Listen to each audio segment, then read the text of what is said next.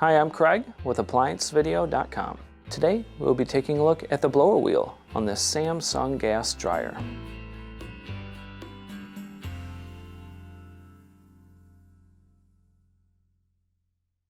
Stop. Before beginning any repair, always be sure to disconnect the power to the appliance.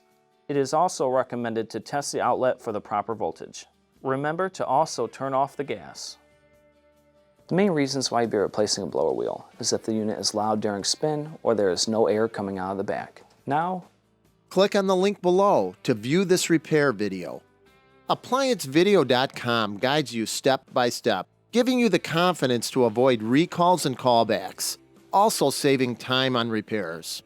Whether you're up against an uncommon repair or the latest appliance on the market, our videos have been created with you in mind.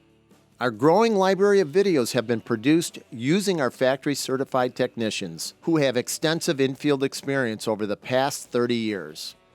ApplianceVideo.com provides high-quality repair videos that anyone can follow, regardless of their skill level. We are here to help. Click on the link below to view this repair video and let us help you do it right the first time.